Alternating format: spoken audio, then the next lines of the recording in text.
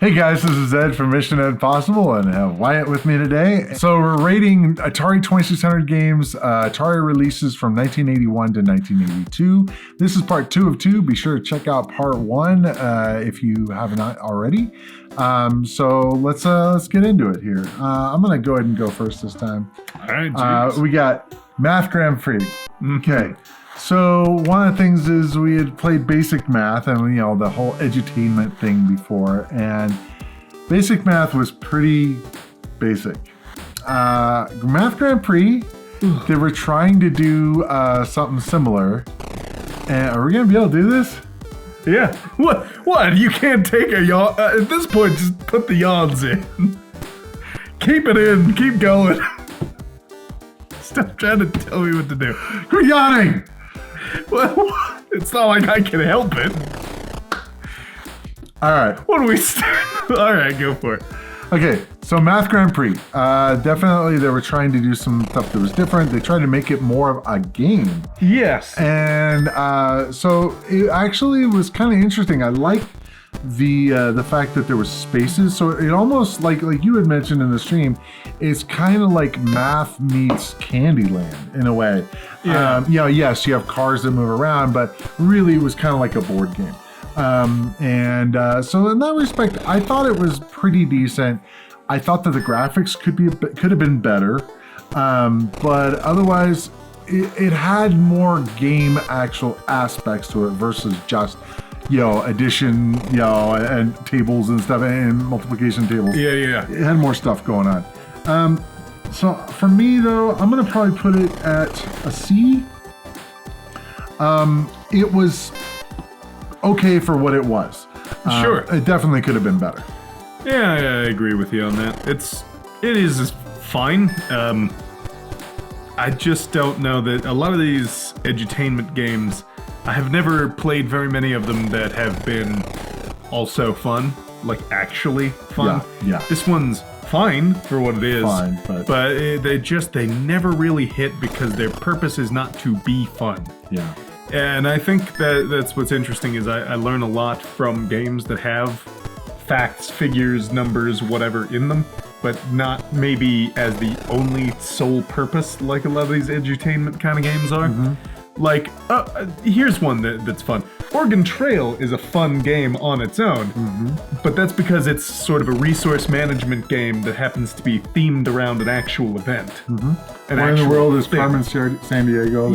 Another kind of those are games in which they are making a good game that is also educational in some way. At least that's what it feels like. This feels like, start with, we need this to be a math game. Follow up with, how do we make that a game? Yeah. As opposed to like Oregon Trail. It's game first. Yeah, game first, education second, and so you get the education a lot easier because it's fun. Well, that's the thing. If it's fun, they're going to play it more. So even if there's just a little bit of educational stuff aspect to it, you're going to get a lot more than if it's an education first game to where you're like, all right, I guess I'll play this. And it's almost like more like, you need to play this game for a half hour before you can play the good games and stuff. Yeah, and it's like, that'd be sort of annoying. That'd be lame. I don't know. It reminds me of like Assassin's Creed. A lot of people learn a lot of actual history. Of course, you have to separate it from the fiction of the world. Sure. But at the end of the day, you learn a lot about actual historical things that were going on at the time. I had a real good time with that because all the Renaissance stuff, it was really neat. I actually learned a little bit of stuff. Yeah, and it gets you interested in going out and learning more. This didn't make me want to learn more math. No? It didn't really make me want to play it a second time. There were some funny ones in there, though. I'm like, whatever divided by 14 or whatever. I'm like, almost long division, but I'm just like going, I had to think about it for a while. It was funny. All right, Pac-Man. Okay, so I'm a little torn on Pac-Man. Okay. We've talked about this before in games. Did it capture the essence of Pac-Man? Yes. Did they do a good job with it? No. It really kind of... I know there's technical limitations and stuff like that. They did the best they could. Todd Fry, I think, is the one that came up with it and did it. was okay, but it was not fun. I mean, they did the best they could. That doesn't mean it was good. Yeah, I didn't enjoy myself very much at all. Now, the question for me, it's going to be at C tier. Now, I think I would like it to play it more than Math Grand Prix, but not much more. There was a lot of problems with it. The fact that the Pac-Man didn't really look like Pac-Man. They put an eye on him for some reason. They didn't need to do that.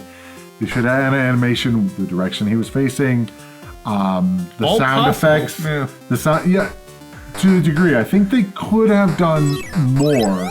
They might not have gotten 100%. I know that flashing was kind of the flickering was sort of required because of all the different ghosts and stuff.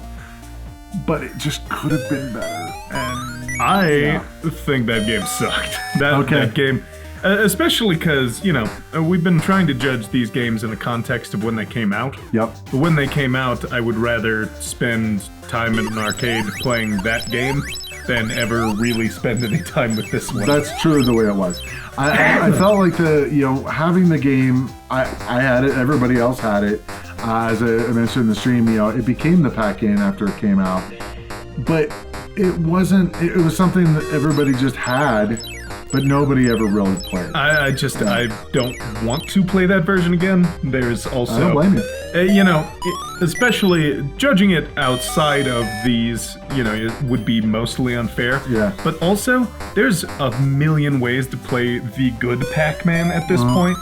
And there are a bunch of versions that are slightly different variations on the original arcade game. I would never pick this one over any singular other Pac-Man experience that has existed since. That's very fair. And even the one that existed before. Yeah. So it didn't need to be. I think they kind of wasted their time. Because technical limitations, it could have been a lot better, but, sometimes technical limitations mean maybe try it, and it's worth trying, but I think maybe waiting it was a miss. A little more power could have been better. They made a lot of money off of it. I mean, and they advertised the hell out of it, but it's just. I've heard it still caused them quite a bit of turmoil because even though it sold well, they were made way more than sold. Still. Yes, exactly. Pac-Man is Anyway, Raiders of the Lost Ark. Okay. I thought Raiders. So Raiders was one of those that I had played in the past, didn't know what the hell I was doing. Barely did this time. We looking through the manual. The hints at the end was almost. That's a requirement. That's not a hint. That's like no, it's a necessary walkthrough. Yeah, because how would anyone ever know to drop a grenade on the entrance screen? Yeah, on the right hand side. Yeah, and that was the part that unfortunately, if you have to use the manual, that's a bad sign. If you have to such a degree. Yeah. Like it's one thing to look and be like, what was that item that I picked up or whatever, but I don't know. Looking in it a little bit is one thing. You have to read cover to cover that manual. Yeah, exactly. To even know to know what you're doing. That being said, I really appreciate what the author was trying to do with the game. It was not an arcade game. It was an adventure game, and it definitely seemed like there was a lot going on. It'd be cool to maybe go through. There was effort. Yeah. I mean, there's a lot. For me, I probably would give it a B. There was a lot going on for it. I think that the pros outweighed the cons. There was some annoying parts. The thief stealing stuff from you, the snake, not being able to see the snake, that was kind of... Yeah, there's also, with that particular... I'm going to put this thing firmly in C, because definitely above Math Grand Prix. There we go. There you go. But, like, the thief, that whole screen with the bog, what are you supposed to do there? Yeah, you go there to get your crap stolen. We could have figured it out. You probably, and the whole thing is the thief. If he steals your thing and gets to the bottom of the screen and like disappears off the screen, then your thing is gone. Right. If you catch him or hit him before then, whatever. But if you get to the bottom of the screen, which given all logic of this game and video games at this time in general, you would think you would go to escape the screen, he'll just steal all your things instantly because he's at the bottom of the screen, so he doesn't have anywhere he has to go to get off the screen. That's kind of annoying. So then he'll just shoot you 6 times because he stole all of your things and apparently shoved them in his gun to his blunderbuss to fire at you because he has to get away to get a bullet. And it's like, what is he, trading individual items for a single bullet? I have no idea. How does that work? So it just seems like he's shooting them at you after he squeezes them into a bullet. It was very hard to understand. No clear instruction really anywhere that you're trying to do. Except the hints at the beginning. Yeah. That got us started. The hints, but you have to read to the end of the book. Yeah. If they start it with, or there was also no visual language. There wasn't a crack in that wall like in a Zelda game to let you know. If there's no crack in the wall and it blows up, that's a secret. If there's, if you have to blow it up, you should have some sort of visual language to let you know. Otherwise, a grenade seems like the sort of thing you would throw at the thief or something. Yeah, exactly. Like, why would you just assume... And also needing to have 4 hands to navigate things. Now, the second controller, I understand why you use the second controller, but it's awkward as hell. We'll talk about this more later. When we got to Swordquest later on, when you get items in that game, they modify your character and you don't have to actively use them. That is a key thing. Because the system of the Atari 2600 does not work that well with that limitation. It can't work very well. I truly feel like one of the problems that I had was, okay, if you get this item, you have to have it selected in order to do a thing. As opposed to just having the item in your inventory. It's like if you have the flute, then you should be immune to the snakes while you have it because of the context. Yes.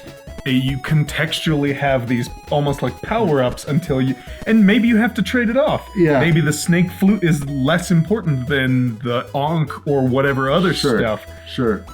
So that could be a little bit of inventory management, a little bit of this or that. But instead, it's overcomplicated and annoying. It having to switch to all the different things, especially since it's not easy to switch. Yes. If it were easier to switch, that'd be fine. But having the other controller right here and having to be like, okay, now if you had a second player, a little brother, okay, I need this, I need that, maybe, and if you knew what you were doing, it could be okay. But I think there was just some aspects there that. But having to delegate a second player to the menial task. Of the item selector. It feels a little bit... Yep. I don't know. Almost exploited, really. Well, that's what little brothers are for. Anyway, okay. Next up, RealSports Baseball. Oh, yes, the Real Sports. Real Sports game. Filled with commercials of sportsmen telling you, hey, don't listen to those other commercials. Yeah. I'm cooler than those guys. Yes, exactly. I thought it was kind of interesting seeing, like, because one of the things we do on the stream is we play commercials of the games if I can find them.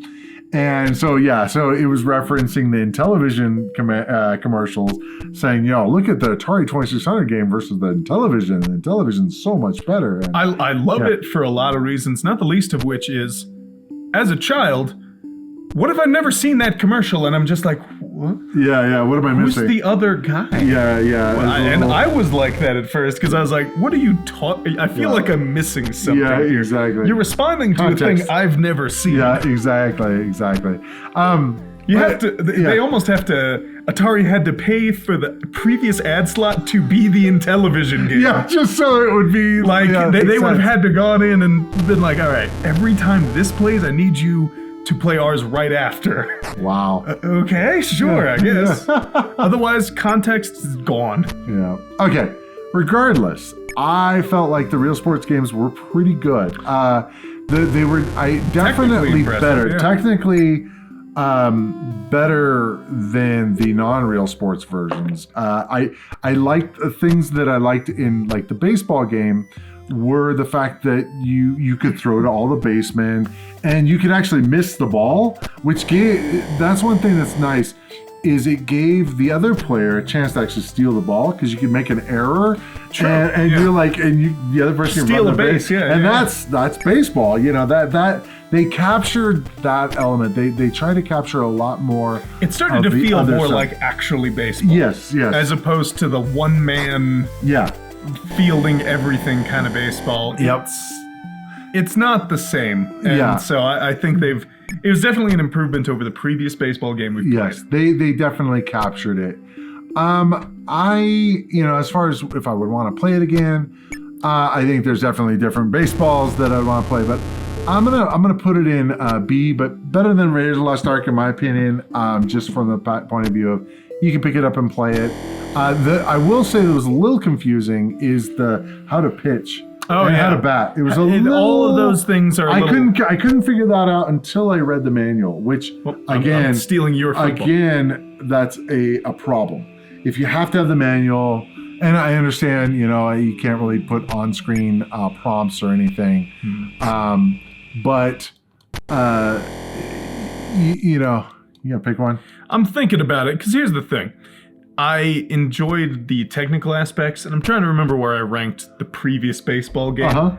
But I think the thing is, it is more technically impressive, but I'm also not sure that it was more fun, is the thing about it. Fair. It became more a game of skill in a lot of ways, and missing the ball is interesting, but it's also just, I don't know, I think it got more complicated, but I'm trying to decide in my head, did it get more fun though?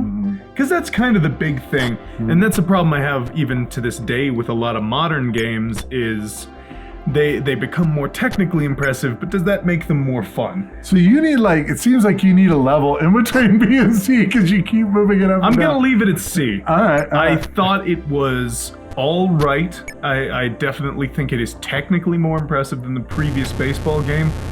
I like a lot of the things that they did, but it's just not that fun for me. I thought that just a lot of the ways that you have to put in the Konami code to make your guy throw a baseball, it got a little much at times. Right. Yeah, I was trying to do it without reading the manual, and I was completely lost. I kept doing a ball, and I'm like, what's going on? And it's one of those ways where I think almost implementing a little bit of that old baseball game with, instead of having it be this series of, fighting game inputs to throw the Hadouken. It would have been nice if it had just allowed you to maybe less, but curve the ball as you're throwing it. Hold the position as you press the button so that it goes in that direction if you want to do those kinds of... But the problem is then selecting between that and throwing the ball. And that was the biggest problem. And that's where really you need a second button in order to really be able to do that. And there's just, it's one of those things where in getting more complicated, I don't think it made it more fun. Yeah. But that's... what I wish they would have done is the developers at this time, if they would have been able to push back and say, guys, we really need a second button. Can you make a new joystick that has a button on both sides or do something like a button like for two thumbs, because it was this like this. If you had a button and a button or even a trigger or something, it would have made games like this so much button on easier. Top, button on bottom. That was a common thing too. It would have made things so much better. The developers were kind of hamstrung and here's what you got. You have to work within these boundaries, except for some like Star Raiders. It's we're going to make a whole other controller just for Star Raiders. Yeah, and that's the thing. It's not like Atari couldn't have had more inputs. Yeah. See, here's the thing. If they'd have made a joystick with two buttons, they wouldn't have needed that keyboard controller for Star Raiders, because then if you have a second button, this goes to a separate screen where you can move around and then select the thing. So they overcomplicated everything by refusing to do this. Yes, and then NES came out with the second button. Is a second button. Oh my God, this is crazy. And they could have alleviated a lot of that. Anyway, football. RealSports Football. Yeah. With I thought it was Too Tall Jones. Too Tall Jones. Yes. I gotta rank it probably lower than nickname.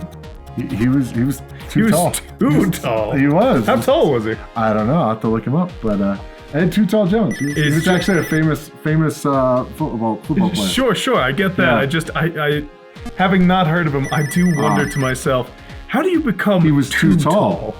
He was too tall. But you ranking it under Raiders, I'm actually going to put it still slightly ahead of... He was 6'9". So... That is too tall. That is too tall for football. Right there, already. I get it now. That was all you needed to say. I just needed to know the number. Yeah, that is, for football, that is too tall. I can see how someone would just go, you're too tall. Yeah, This is unnecessary. This is unnecessary. But football below Raiders for me. Okay. As well, but still in C.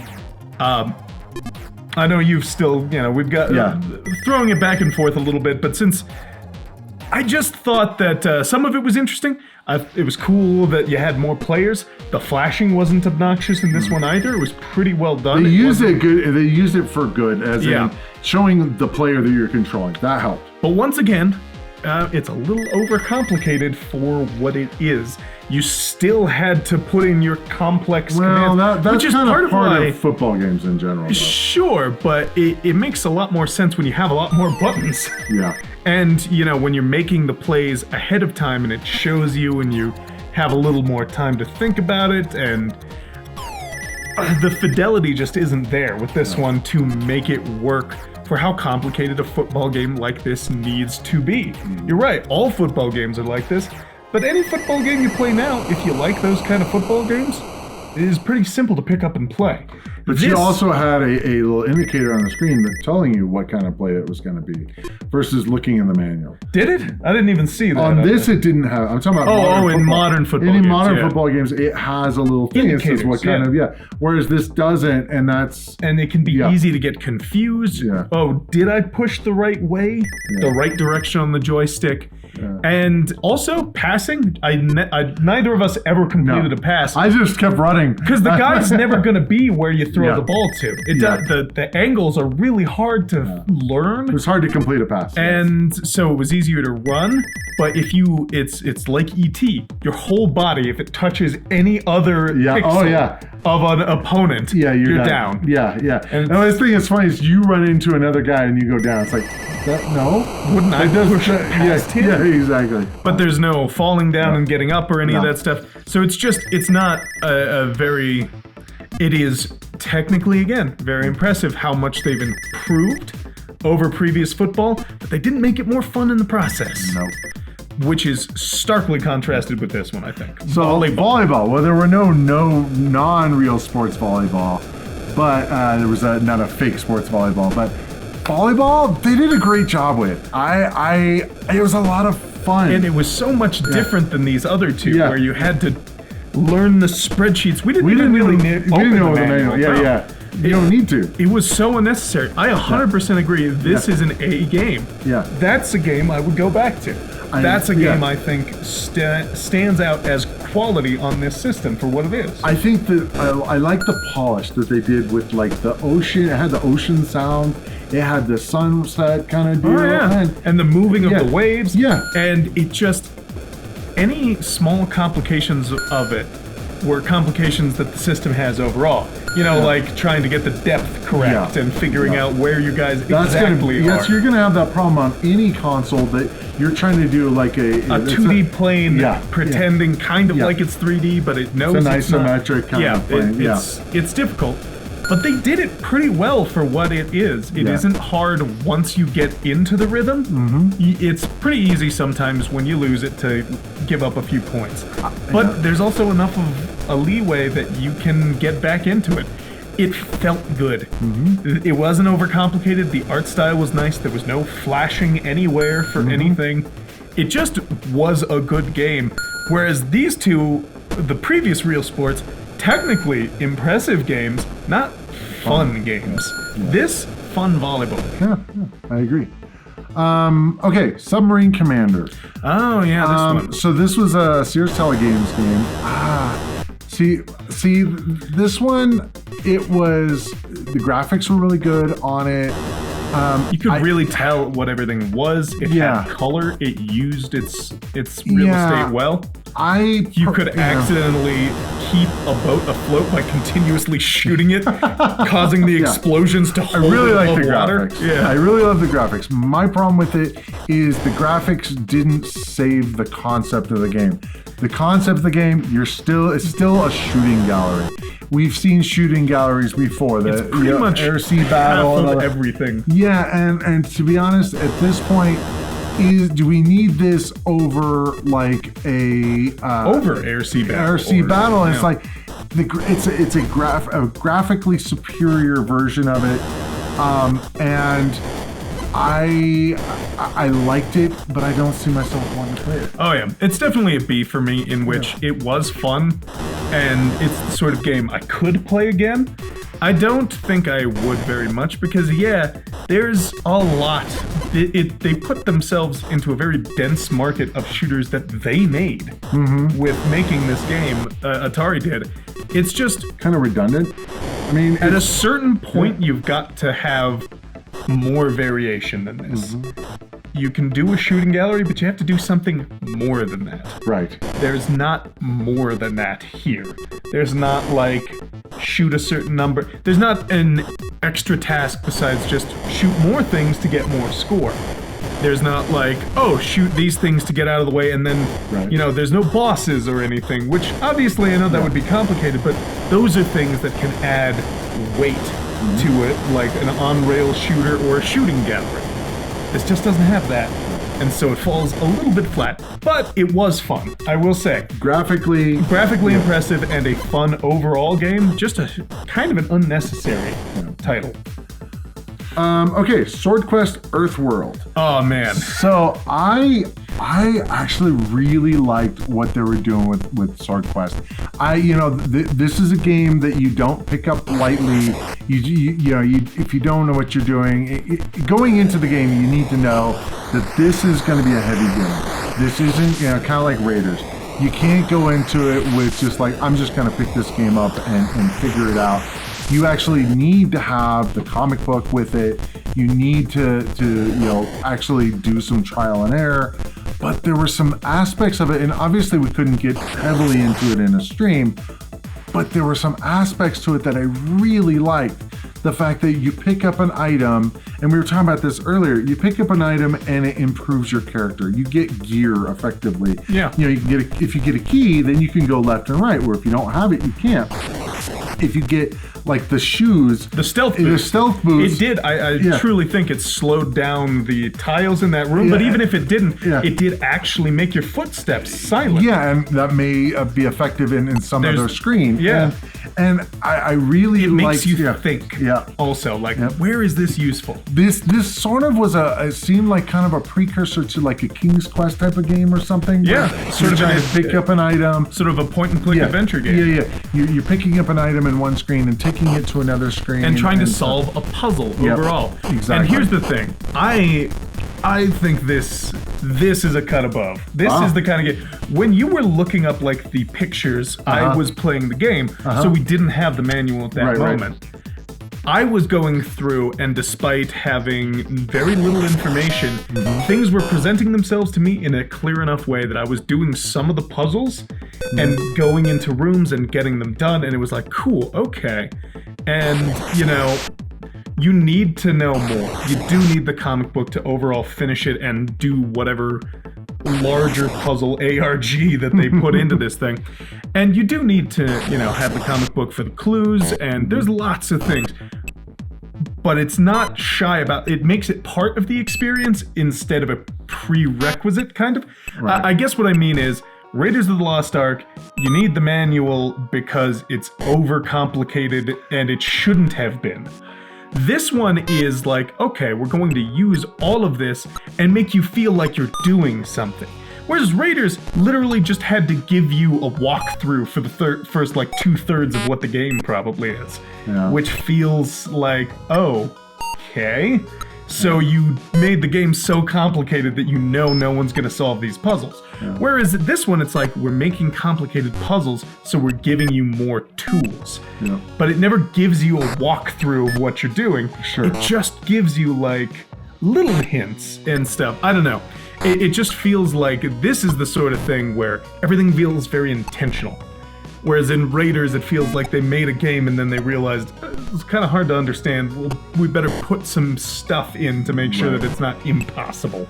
The thing that I will also say, they are different kinds of games. Oh yeah. Swordquest is definitely a puzzle game, but the thing that's interesting to me is the fact that it had mini games. It did. And they were challenging, and it made you want to keep doing them if you messed up, though. Yeah. It didn't feel like unfair or boring. Well, you're also not trying. One of the things I've noticed in a lot of these games is they make something and then it's too easy or something, so they throw more stuff at you and more stuff and more objects to avoid on the screen, and that doesn't make it better. No, it's not a greater challenge based on any... It just makes it annoying and to a point where you're like... Because like in Raiders, you're like going, oh, the flies and the thief and this stuff, and you're trying to avoid... And the snake that you can't see, all these things that you're trying to avoid. This is a lot more chill. It's a methodical. Yeah. You intentionally go into a minigame. You can There's see no what timer. No, you can see it. You can see what's going on, and if you can't do the challenge, you press the button, you leave that, and you can go to other rooms. Yes. You're not stuck. And then and then you collect more items, which improve your character, and then you go back and maybe try them again, and you're like, okay, something's different now, and you can kind of intuit a lot of things even without having all of this extra information. Like, I went through the tourist room before I knew to do any of that stuff. And they were doing well enough that, like, I could tell what all the symbols were. Like, I could tell it was Taurus even before you said the birthstone thing. Sure. Like, oh, that's I saw Taurus, the symbols and I'm be... like, because we were looking up the prizes. Yeah. And one of the things they had on there was all the zodiac signs. I'm like, oh, they're zodiac signs. Okay, so there's going to be 12 different rooms that you have to put these objects into. And it made it feel good. Every time we would do something and get across a room and start to figure out, oh, what if we put this here? Right. It starts to come together and it feels good. I have a feeling that if you did it, there would be a bit of trial and error. Like, let's try this room. Okay, let's try this. Let's try this. Let's try this. But it's the kind of trial and error that is satisfying to me. I think this is the kind of game I actually want to go back to and really dig my teeth into. We could definitely do a video of it. Leave a comment if you'd like to see a video. Yeah, because my hope would be to, without any walkthroughs or anything like that, just going through and solving the 3 games that this was. Putting the comic on the screen. And actually finishing the puzzle as it was, because I feel like that's a gaming achievement. Yeah, that'd be cool. That really would feel like an achievement. Yeah. Like, I solved this. Yeah. I don't know. It's the sort of thing where if you do the walkthrough of it, I feel like that really robs it of the joy of the puzzle. We were looking around at different videos and we're like, oh, yeah, these are like, go up 5 times, go down this, go over this. Like, no, I want to actually play it and actually I want to figure it out first. Yeah. It's like, okay, let's pull up the comic book. Let's figure it out. There's nothing wrong with doing walkthroughs. It's just, I do want to see someone just figure it out. So maybe that has to be me. Yeah, there you go. Maybe that has to be us. But anyway, the last and final game of 1981-82. Yeah, so this is an 82 game. It had a 81 copyright when it first really? Yeah, that's what I was saying about like different ones. Depending on when they were done, So Yars Revenge came out before Raiders of the Lost Ark. It was Scott Warshaw's first game. It's in the 81-82. But the last of this batch. Yeah, so for me, it is absolutely a really good game for the system. It's a unique game. I'm gonna probably have to give it a high A. I have issues with it being at an S tier just because there's not enough stuff going on. As in, there's stuff on the screen, but it needs more, like another boss screen, or it needs like it seemed like you're just kind of repeating yourself, and yeah, you're just going for points. And we've talked about that on points are okay, and points were definitely a thing in the arcade, but in a game like this where you have a unique experience, it would have been nice if there was more to it. It was, and that's the thing, is we've played so many Atari 2600 games at this point that when the themes start to emerge, I can give this a high B, maybe a low A, but somewhere in there. I'll think about it as I talk this through. Yeah. But Yars Revenge is a game where you are a space thing in space that flies around on a wrapping screen and shoots at a thing. Yeah, we've seen that a lot. Yeah. The animation is good. Yes, the animation is really good. Of everything is very cool. Yes. And I think the theming that they're trying to build into things to make them more than just a generic spaceship is really cool. But there's also not a lot to this that makes it better than a lot of those games we've played so far. Yeah. Like the fact that you're Zorlon cannon. Also, another thing, I understand. I name things for like D&D and whatever. Things don't roll off the tongue as well as I think a lot of these people thought. Zorlon. It sounds dumb. It's okay that it does. Everything's gonna sound dumb sometimes. I love Lord of the Rings. Sometimes those things sound dumb. But he was also a linguist, so everything meshes with itself. Zorlon and Ray backwards is Yar. It's not as clever, so it comes off a little flatter. That's a nitpick. Back into the game, the Zorlon cannon can like destroy you. Yeah. So you want to get out of the way, but that means you have to aim ahead because the guy's moving, and move out of the way, which is a little finicky on the Atari 2600. Yeah. It's, it's like if you had a gun, but the only way you could fire it was to have it hover 10 feet behind you, aim, fire, and hope you're fast enough to dodge the bullet, but the other guy isn't. Yep. It's sort of weird. Yeah. There's good stuff there. The quality is definitely there.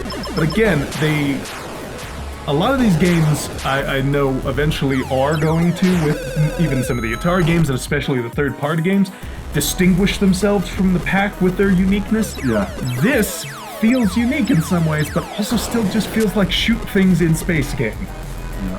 There's a lot of, like, I love genre, you talk about genres and you can kind of boil it down to, oh, these are all this in whatever kind of games. Right. But I don't think that they all have things that set them apart from each other, but are common in some way.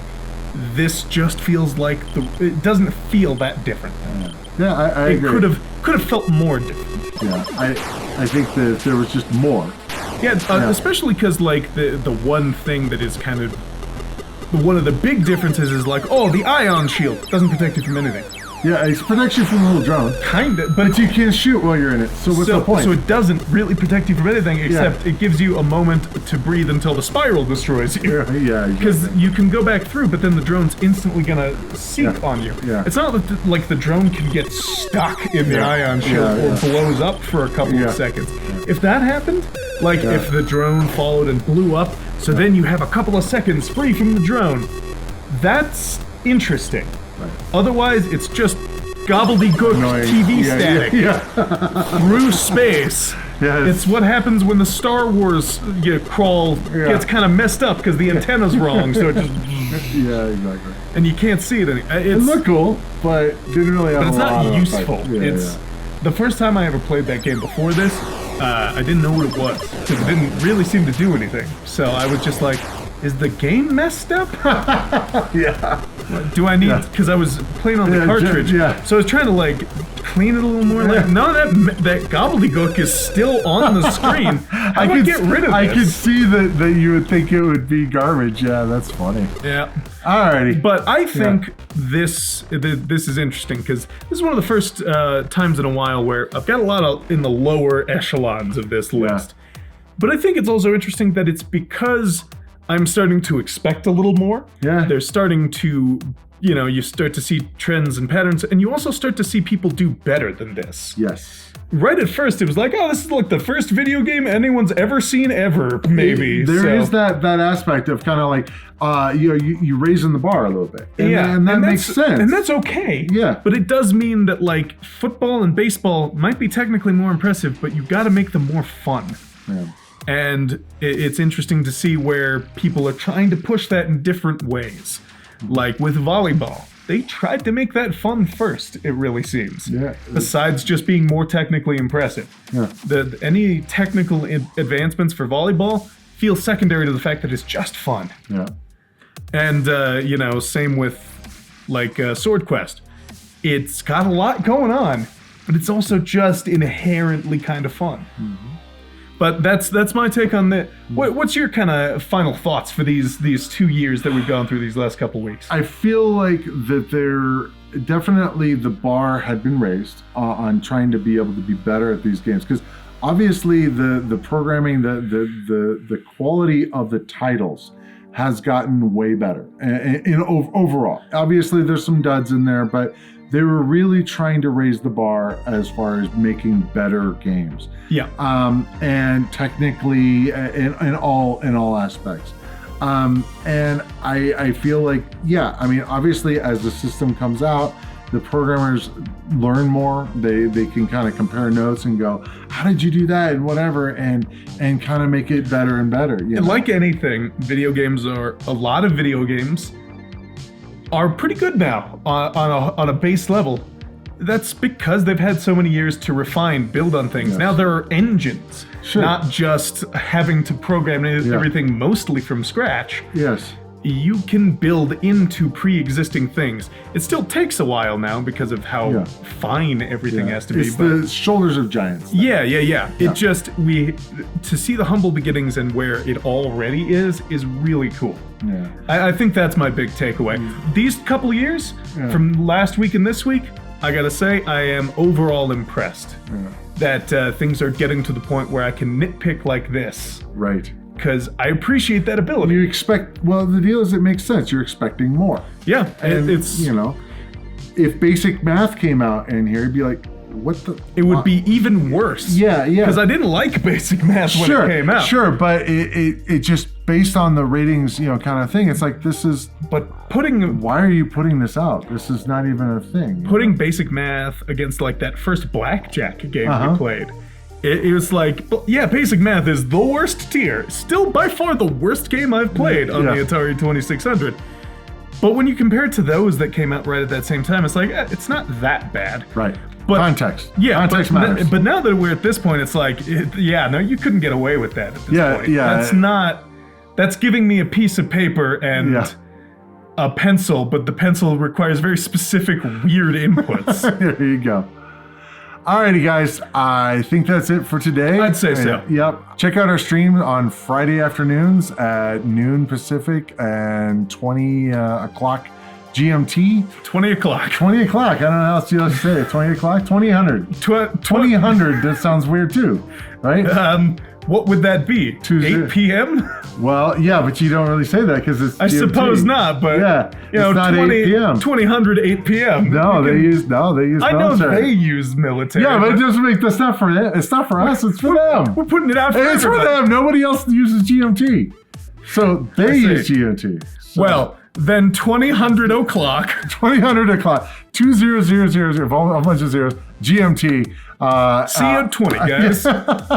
On Fridays, and tier lists are the following week. I'm not going to give you a particular day because it's not always the one we wanted to be out. But in any case, we'll see you in the next adventure. And if anybody of these games, tell us your favorite. Let us know what was your favorite. And I'll see you. I don't have a sign off, so I'm just throwing out questions. You're just like, but wait a minute, I just did that. And then you like just totally interrupted. Did you say it? No, I said it, and then you like interrupted. But yes, if you agree or disagree with this list, especially, leave a comment below. I'd really appreciate it. We're seeing what other people feel about these games.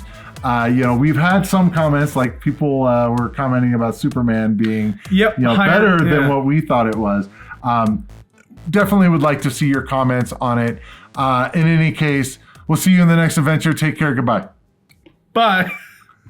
Thanks for watching. If you enjoyed the video, be sure to hit the like button. If you'd like to see more of this kind of content, be sure to hit the subscribe button and ring the bell. I post new videos all the time and I wouldn't want you to miss any. If you'd like to see more of this series, be sure to click up here.